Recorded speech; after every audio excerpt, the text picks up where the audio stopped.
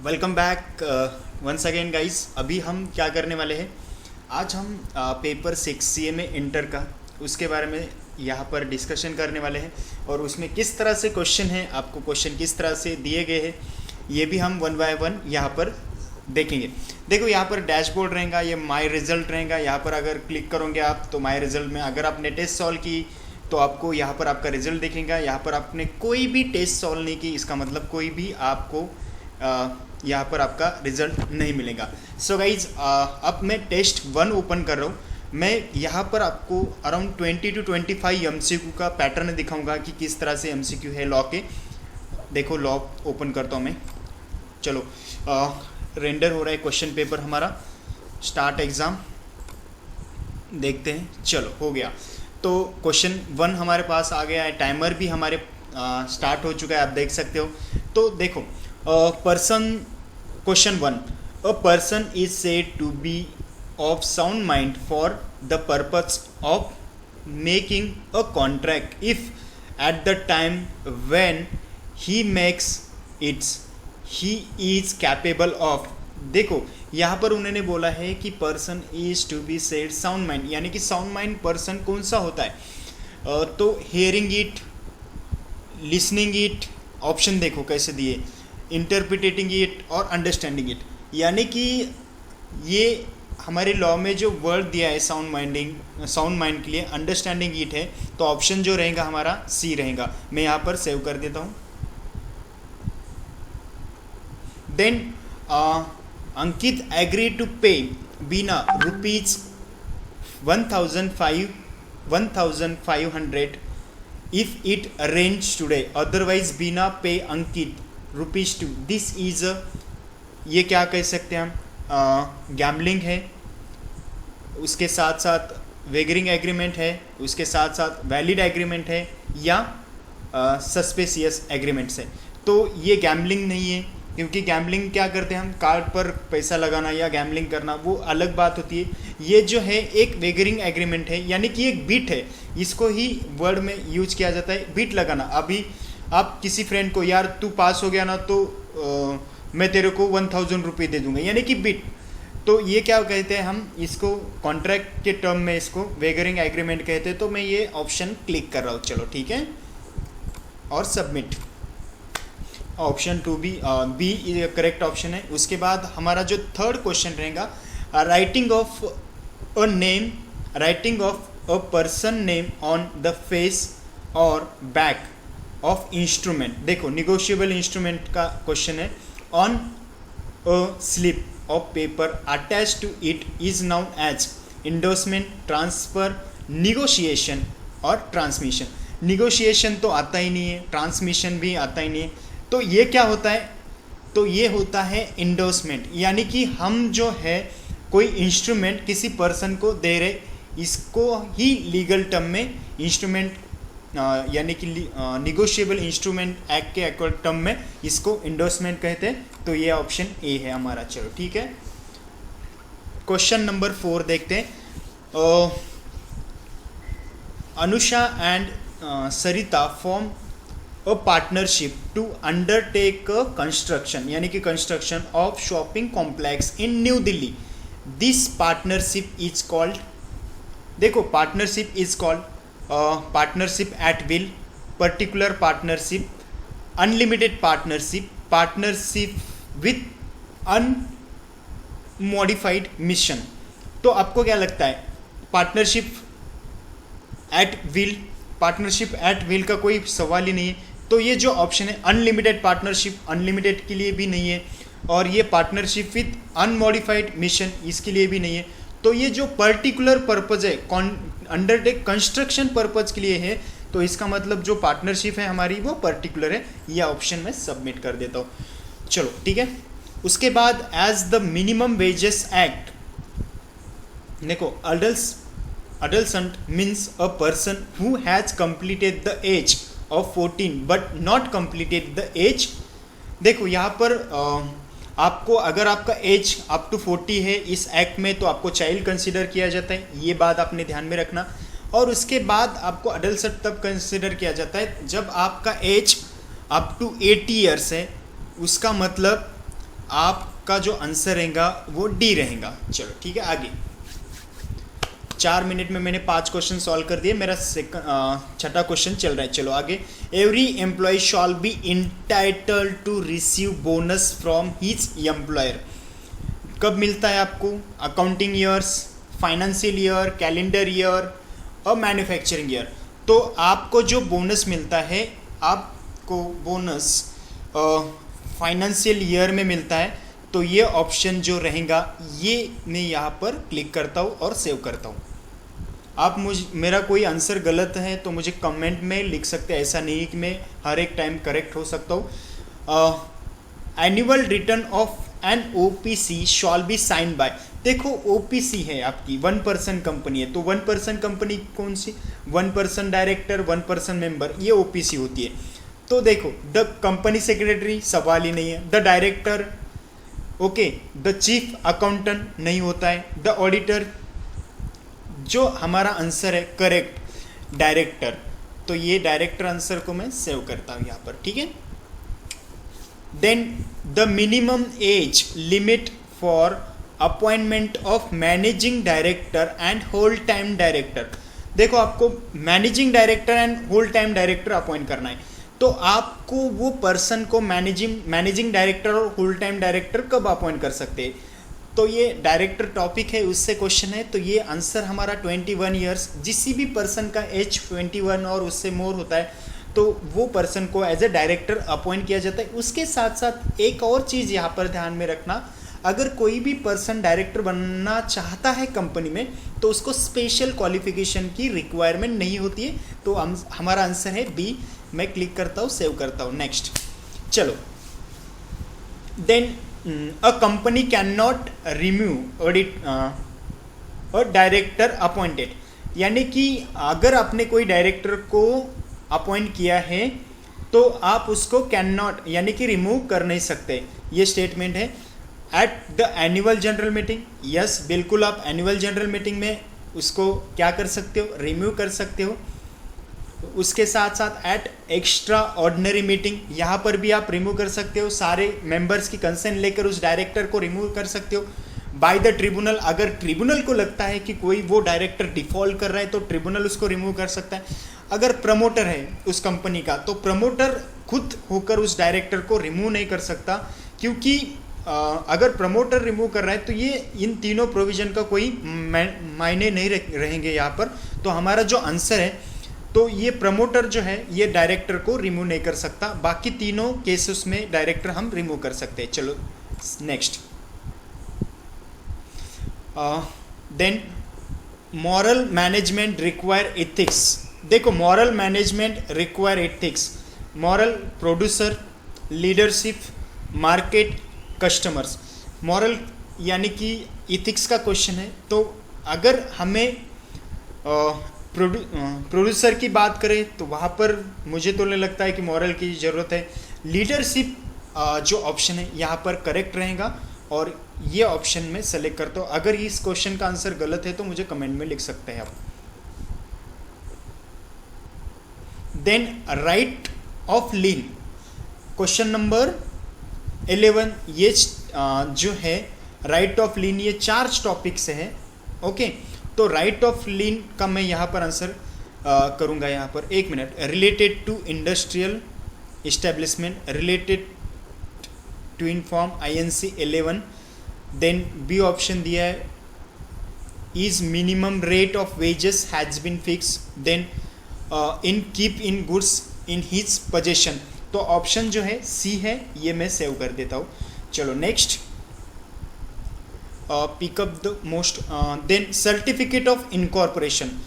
Certificate of incorporation जो मिलता है in related to INC 11 is related to INC form 11। तो यहाँ पर आपको 2 ऑप्शन दिए हैं, तो यहाँ पर जो आपका ऑप्शन है ई करेक्ट रहेगा। शायद वहाँ पर दूसरा ऑप्शन था मगर उन्होंने फर्स्ट MCQ में ई ऑप्शन दिया था, तो मैं ई को सेव करता हूँ। यानी कि जो भी कंपनी का इनकॉर्पोरेशन सर्टिफिकेट मिलता है वो INC 11 में मिलता है, सेव कर लेते हो। चलो आगे चलते हैं फटाफट,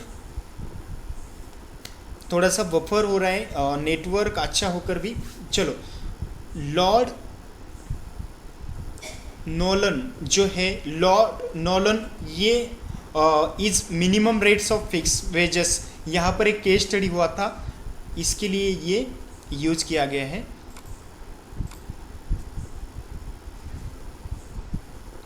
then plantation, it is a related to industrial establishment, हमारा ये ऑप्शन हो गया है। ये अब ये ऑप्शन है, ये भी यहाँ पर सबमिट हो गया है। यानी कि क्वेश्चन जो 2 होता है ना आपका 5 मार्क्स के लिए, उसमें 5 ऑप्शन दिए होते हैं और उसमें से आपको कोई भी 1 ऑप्शन को सेलेक्ट कर सकते हैं आप। Cost of living index number is related to 7 principle of public life, ये एथिक्स का क्वेश्चन है। आई होप मेरे 5 आंसर भी यहाँ पर करेक्ट आ चुके हैं। इसके लिए गाइस थोड़ा सा इन डिटेल में आपको स्टडी करना होता है। जब तक आप इन डिटेल में प्रिपरेशन नहीं करोगे तब तक आप ये क्वेश्चन इतने आसानी से सॉल्व नहीं कर पाओगे। चलो मैं और एक क्वेश्चन सॉल्व कर रहा हूँ। State the correct answer. A promise is return for promise means cross promise. A promise is return from promise means cross promise. आप कोई प्रॉमिस कर रहे हो और दूसरा भी आपसे प्रॉमिस कर रहा है, तो वो क्रॉस प्रॉमिस होता है क्या? आपने बोला कि किसी को कॉन्ट्रैक्ट का टर्म है, आपने बोला कि मैं आपको मोबाइल फ़ोन बेचता हूँ, वो बोले आपको मैं आपको लैपटॉप बेच रहा हूँ, तो ये क्या होता है? एक एग्रीमेंट होता है, यानी कि प्रॉमिस पहले तो प्रॉमिस होता है, तो यहाँ पर जो है ये क्रॉस प्रॉमिस कंसिडर किया जाता है, तो ये स्टेटमेंट जो है ट्रू है। देन क्वेश्चन आगे देखते हैं और देखो section 65 that the central government shall appoint 1 or more inspector investigate the affairs of LLP, यानी कि सेक्शन 65 से इन्वेस्टिगेशन और इंस्पेक्शन चालू होता है LLP का, तो सेक्शन 65 ये ऑप्शन हमारा करेक्ट है। यहाँ पर आपको ऑप्शन जो है आपका ए रहने वाला है, इसको मैं सबमिट करता हूँ। चलो आगे। Then the information memorandum shall be deem to be red herring prospectus. क्या बात करते हो? The information memorandum shall be, yes बिल्कुल है। यानी कि इंफॉर्मेशन मेमोरेंडम में क्या होता है? आपकी कंपनी की डिटेल होती है। Shawl B prospectus, I think information memorandum जो है वो हम यूज करते हैं in case of self prospectus के लिए। जब भी हम सेल्फ प्रोस्पेक्टस इशू करते हैं तो हमारे सेल्फ प्रोस्पेक्टस के लिए 1 ईयर का पीरियड होता है। अगर हमें सब्सिक्वेंट इशू करना होता है तो हम क्या करते हैं? इंफॉर्मेशन मेमोरेंडम फाइल करते हैं, उसमें जो भी कंपनी ने चेंजेस किए हैं ड्यूरिंग द फाइनेंशियल ईयर उसको हम उसमें अटैच करके ROC को, यानी कि जो भी रजिस्ट्रार कंपनी उसको प्रोवाइड करते हैं। तो ये ऑप्शन जो है ऑप्शन बी रहने वाला है, ये स्टेटमेंट फॉल्स है, तो मैं इसको करता हूँ save. The holder of depository receipt may become a member of the company. क्या बात करते हो? देखो आप मेंबर 2 टाइप से बनते हो। डिपॉजिटरी मतलब क्या होता है? आप जब ऑनलाइन यानी कि ऑनलाइन मोड में शेयर्स परचेस करते हो तो डिपॉजिटरी पार्टिसिपेंट कहते हैं उसको। यानी कि आप किसी स्टॉक मार्केट में शेयर परचेस करते हो तो आपका एक डिपॉजिटरी होता है, उसके थ्रू आप शेयर परचेस करते हो, तो उसको वो अल्टीमेटली क्या होता है? आपके बिहाफ पर शेयर परचेस करता है, मगर आप कंपनी में क्या होता है? एज अ राइट जो है वो आपको होता है और आप कंपनी के मेंबर बन जाते हो। और दूसरा जो सेक्शन 88 है वो भी मेंबर्स के केस में ही ये है, तो ये आपका जो ऑप्शन रहेगा वो ऑप्शन ट्रू है। Then value chain is a strategic framework for analysis of competitive advantages was promoted by Peter Drucker's. ये जो है वैल्यू चेंज इन्होंने ही लाया था, फ्रेमवर्क एनालाइज इन्होंने ही किया था, तो जो ऑप्शन है हमारा ऑप्शन ए रहने वाला है, इसको मैं करता हूँ सेव एंड नेक्स्ट। चलो गाइस क्वेश्चन आता है अब डी में, हम देख रहे हैं, देखो Section 92 of Companies Act provide that every company shall annual return in form number, देखो for MGT 3 नहीं, एनुअल रिटर्न के लिए MGT 5 भी नहीं है, MGT8 certificate of CS company secretary का सर्टिफिकेट लगता है, इसके लिए यूज किए जाता है, जो भी लिस्टेड कंपनी और टर्नओवर बेस्ड कंपनी उसके लिए लगता है। MGT7 में आपके नॉर्मली एनुअल रिटर्न जाते हैं, तो आपका ऑप्शन रहेगा MGT7। चलो आगे। No fine shall be impose on employ person who is under the age, यानी कि कोई भी ऐसा एम्प्लॉइज है वो वर्क कर रहा है अंडर द एज, 12 ईयर्स के लिए अलाउ ही नहीं किया जाता है, 10 ईयर्स के एम्प्लॉय को अलाउ ही नहीं किया जाता है, 18 ईयर्स वाले जो भी एम्प्लॉइज होते हैं अंडर द एज 18 ईयर्स और 15 ईयर्स, उस एम्प्लॉय को यहाँ पर कोई भी पेनल्टी नहीं लगती। इसका आंसर क्या है?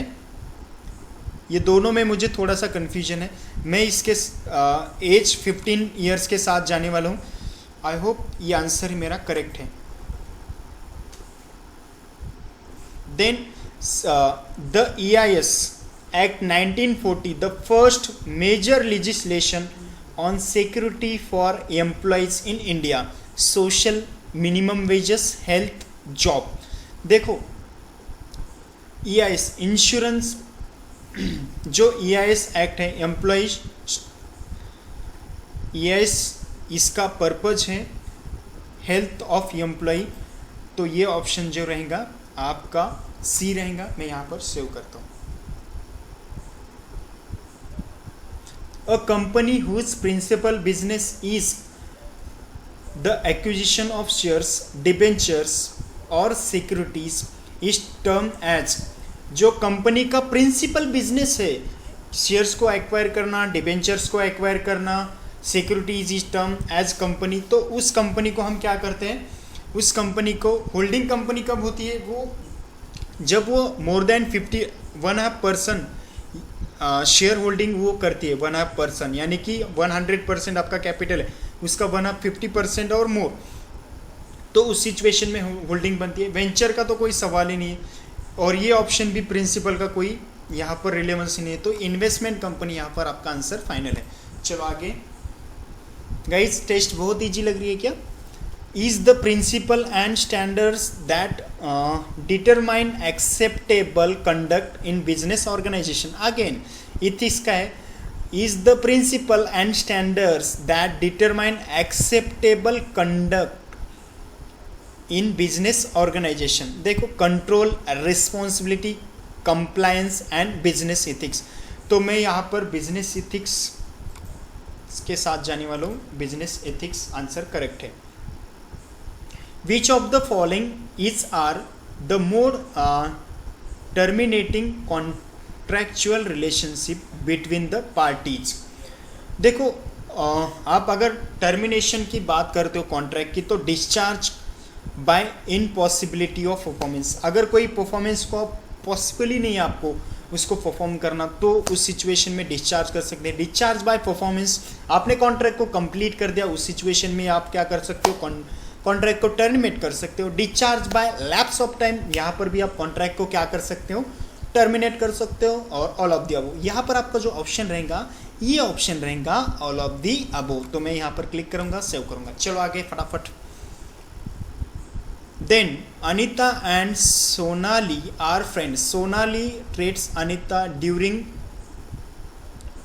Anita illness. Sonali does not accept payment from Anita for treatment. Anita promised Sonali daughters Tanya to pay her rupees 75,000. Anita, being a poor circumstance, is unable to pay. Tanya sues Anita for money. Now the judgment is made that Tanya cannot recover money from Anita. Which of the following is are correct exception?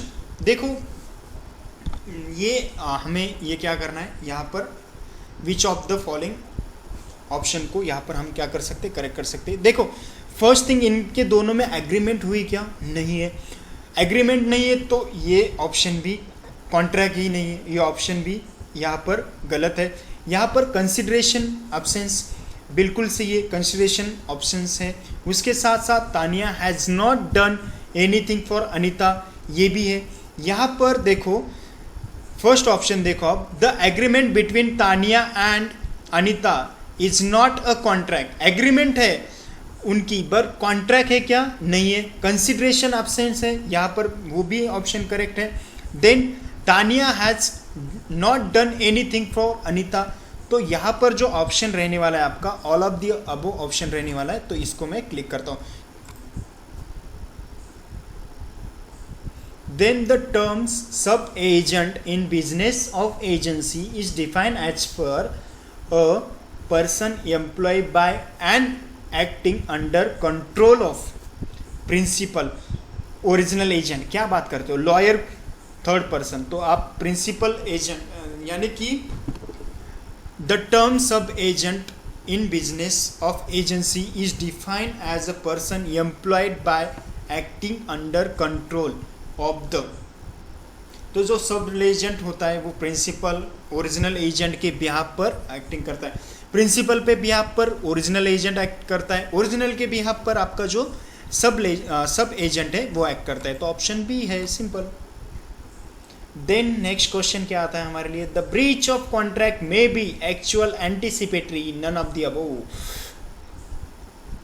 Option जो है actual or none of the above, either A or B, दोनों में कोई भी हो सकता है। Guys law अच्छे से आना चाहिए इसके लिए।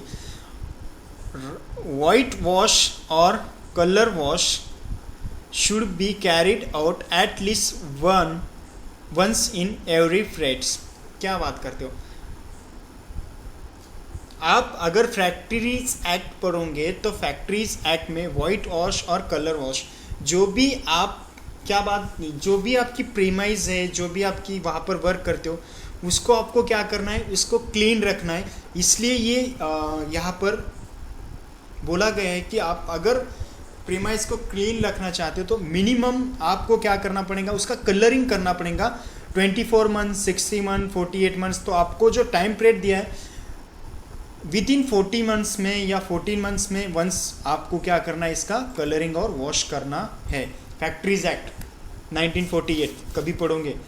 The term family as defined in ESI act 1940 does not include spouse. आपकी वाइफ आपके इसमें फैमिली में इंक्लूड नहीं होती है भैया, इंक्लूड होती है। और माइनर अडॉप्टेड चाइल्ड इंक्लूड होता है। डिपेंडेंट अनमैरिड डॉटर्स, आपकी अनमैरिड डॉटर है वो भी यहाँ पर इंक्लूड होती है। देखो डी ऑप्शन कितनी, एंड डिपेंडेंट मैरिड सिस्टर, कोई सेंस नहीं है, निकाल दो बाहर, आंसर करेक्ट। आगे, a barrier instrument is negotiated by delivery only, delivery and endorsement, stamping and attestation. Barrier estimation is negotiated by stamping and deliver only. Option A.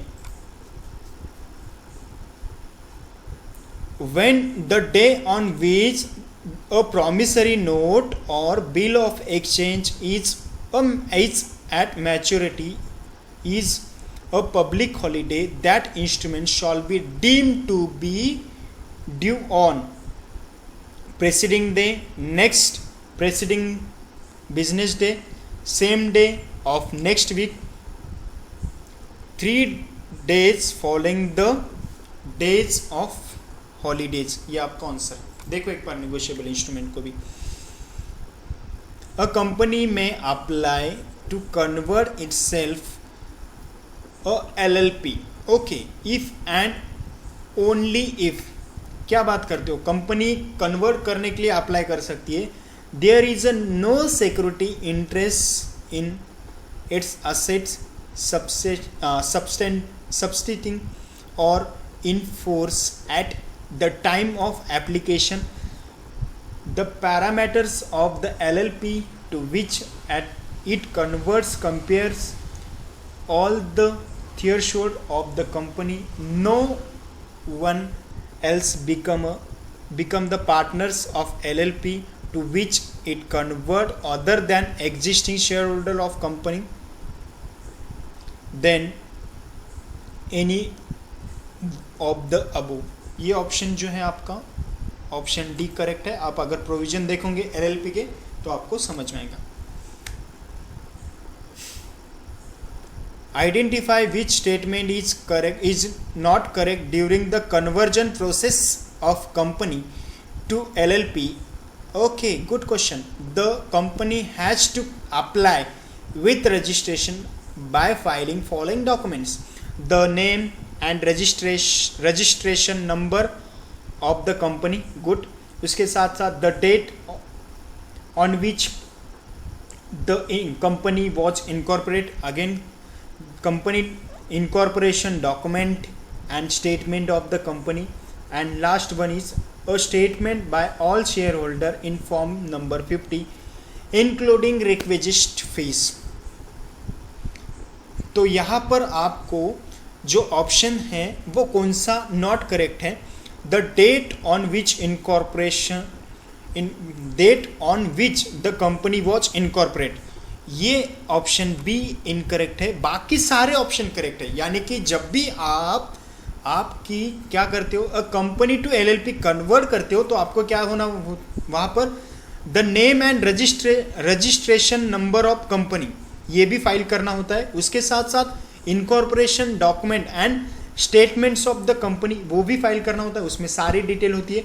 And उसके साथ साथ आपको क्या होना है, the statement by all its share holder in form number 15 including requisite fee, कि अभी हमें कन्वर्ट कर दो एलएलपी में, ये भी आपको फाइल करना होता है। ऑप्शन बी, बाकी ऑप्शन से ये तो मैं सेव करता हूँ। Next,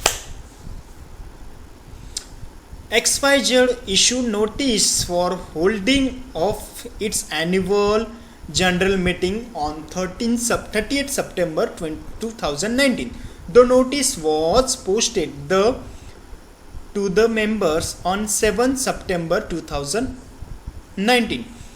Some members of company allege that the company had not complied with the provision of Companies Act referring to the provision of the act. Decide which of the following statement correct. Meeting was valid as notice issued properly. Okay, meeting was not valid as only 20 days notice was served. Then meeting was valid is more than 21 days notice served. Then the delay in given the notice calling the meeting can be condemned. Okay, can be condemned बोला है उन्होंने। तो यहाँ पर जो notice के provision अगर हम देखेंगे तो यहाँ पर आपकी क्लियर 21 डेज की नोटिस होनी चाहिए, 1 डेज आपका डिस्पैच का, 2 डेज डिलीवरीज के और 1 डे आपके नोटिस का। इसके अलावा आपकी जो नोटिस होनी चाहिए 4 डेज को एक्सक्लूड करके 21 डेज क्लियर नोटिस होनी चाहिए। गाइस देखो यहाँ पर कैलकुलेशन करोगे आप 30 को छोड़ दो, 7 को छोड़ दो और 2 डेज आपके यहाँ पर डिलीवरीज के और 1 डे डिस्पैच का। तो ये जो नोटिस हो रही है आपकी, ये नोटिस जो है वो नोटिस इनवैलिड है, यानी कि नॉट वैलिड है। ये 20 डेज की नोटिस ही कंपनी ने शेयर की है। Then Mr. SK draw a check in favor of Mr. PK, मेरा नाम ही लिया है उसने, PK, who was 17 years old. Mr. PK, मैं 17 का नहीं हूँ, PK settled his rental due by endorsing the check, okay, in favor of Mr. RK, good. The owner of the house in which he stayed.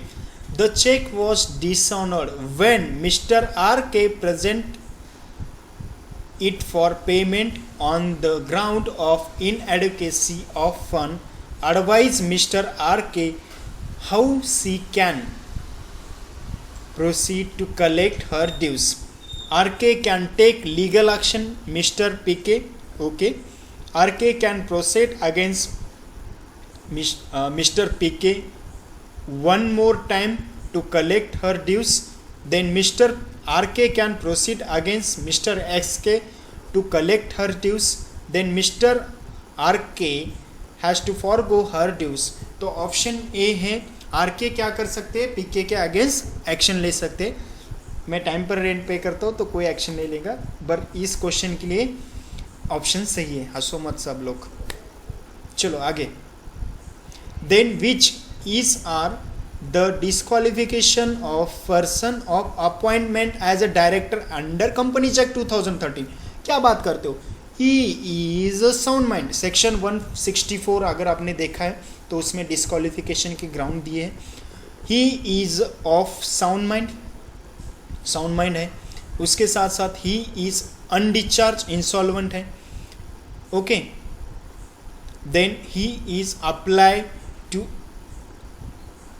Educated as an insolvent and his जो है education का application pending है। Application word है उसमें यहाँ पर clearly नहीं है। ही हैज़ डिन, यानी कि आपको यहाँ पर क्वेश्चन पूछा गया है कि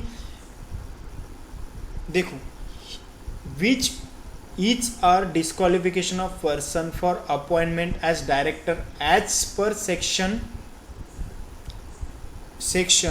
2013। यानी कि आपका जो है he is an undischarged insolvent, he has done है कोई प्रॉब्लम नहीं, साउंड माइंड है कोई प्रॉब्लम नहीं है, और आपका सी ऑप्शन भी करेक्ट है। तो ये है आपका option, he is an undischarged insolvent। तो आपका ऑप्शन जो रहेगा बी। सेक्शन 164 के प्रोविजन अगर आप पढ़ोगे तो आपको समझ में आएगा। चलो आगे। देन डायरेक्टर में be elected by small share holder upon a notice bye less than 1000 share holder, 1/10 of total number of shareholder, then not less than 1000 small shareholder or 1/10 of such shareholder whichever is lower. तो option जो है आपका C रहेगा। एक बार provision पढ़ो section 160 small shareholder के लिए। ओके, then meta ethics deal with the nature of external influence, moral judgements, material facts, animals rights. I think मैंने ये कंसेप्ट थोड़ा सा मुझे दोनों में कन्फ्यूजन हो रहा है। मैं यहाँ पर एनिमल राइट्स कर देता हूँ, अगर रॉन्ग भी रहेगा तो मैं डिस्कस करूँगा कमेंट बॉक्स में। ओके,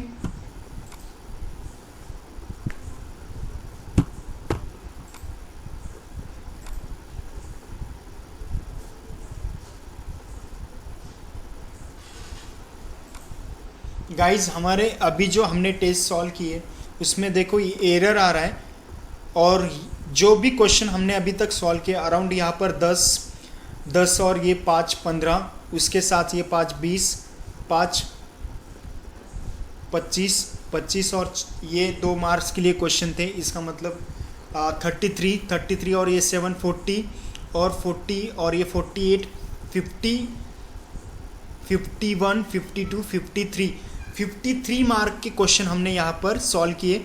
ये मैं कंप्लीट कर दूंगा, ऐसा नहीं कि मैं कंप्लीट नहीं करूँगा, बट यहाँ पर एरर आ रहा है तो गाइज मुझे सॉरी, मुझे रिकॉर्डिंग स्टॉप करनी पड़ेगी। मैं ये रिमेनिंग वीडियो और इसके आंसर कीज आपको जल्दी प्रोवाइड करूँगा। चलो guys, take care, bye bye.